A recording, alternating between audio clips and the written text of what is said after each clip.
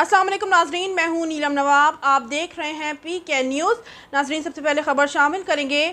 پاکستان کے بالائی اور وسطی علاقوں میں مزید مونسون بارشوں کی پیشن گوئی، 13 سے 20 جولائی شدید طوفانی بارشوں کا امکان۔ مزید تفصیلات سردار طاہر محمود کی اس رپورٹ میں۔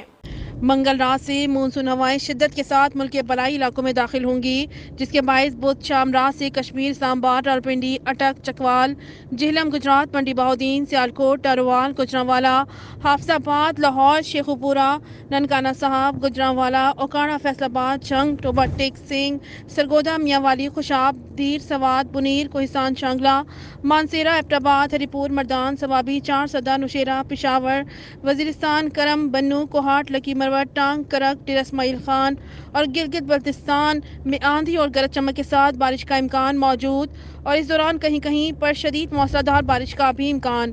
ملک کے وسطی علاقوں بکر، لیا، ڈیرہ غازی خان، راجن پور، ملتان، خانیوال، ساہیوال، بہاول نگر، نصیر آباد، بلوچستان میں سبی، کوہلو، زوب، خزدار اور سندھ میں لاڑکانہ، سکھر، جیکب آباد، تھر پارکر، سانگھڑ، اسلام نگر، عمرکوٹ اور میرپور خاص میں بھی آندھی اور گرج چمک کے ساتھ بارش کا امکان۔